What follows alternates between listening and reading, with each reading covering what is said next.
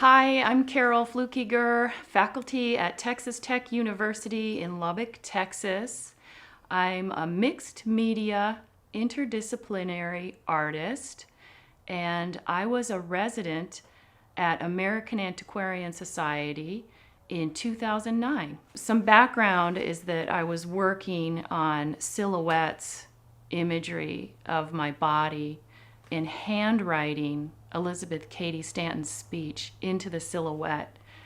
The idea was that I was going to try on history like a pair of jeans and a t-shirt to see how it fit the contemporary female body. I was wondering about the word feminism and how I approached that and identified with that word. I was also experimenting and learning the cyanotype technique. It's a light-sensitive chemical that you coat on paper and you can expose objects right into the surface. And I realized that I could make a transparency of my handwriting and lay it over a painted surface that had been coated with cyanotype, and then that would expose it to sunlight, and that would imprint the handwriting into the painting. Then I thought, after I was writing using my handwriting, I thought, wouldn't it be cool to use actual historic feminist handwriting, to try that on like a pair of jeans and a t-shirt?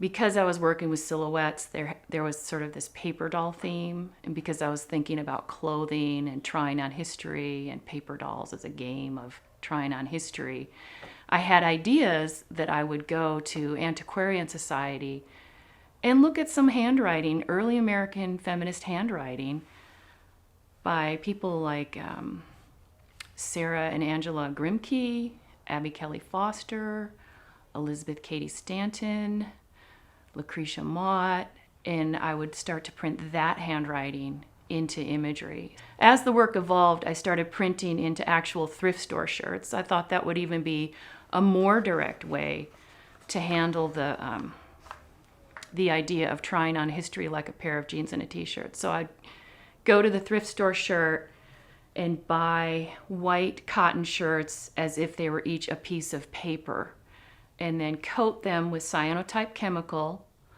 digitize historic handwriting, and print it into the shirt. And then I could actually physically wear it.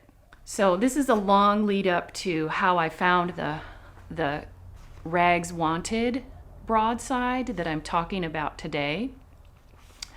When I arrived at Antiquarian Society, I was able to look at the letters and the paper dolls, and I was wearing one of my thrift store shirts that I'd printed with the handwriting, and the staff, the brilliant staff there, approached me and said, look at some of these calls for rags. The paper industry at the time would put calls for rags in the back of books like advertisements.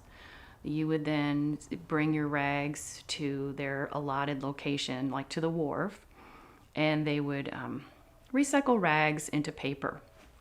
And I was really surprised by this connection.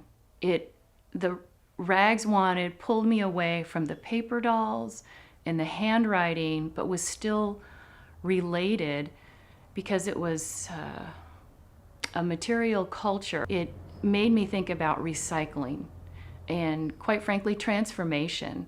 I started looking at the handwritten letters and the paper dolls as if they were once somebody's piece of clothing that was recycled. So that's where I am right now, looking at the intersection between solar energy and early American history, material culture, recycling ideas, recycling physical material culture. Those are all big themes in how I make my work. So how I use the Rags Wanted broadside directly in my work is I was able to take that broadside, digitize it into a transparency, And then this transparency will be laid onto a thrift store shirt coated with chemical and exposed to the sunlight, and then it would imprint the imagery onto it. Conceptually, it's almost going backwards in the process, because this becomes the piece of paper instead of the rag transforming into paper. I'm just bypassing the paper stage and printing straight onto the thrift store shirt, which is like a rag.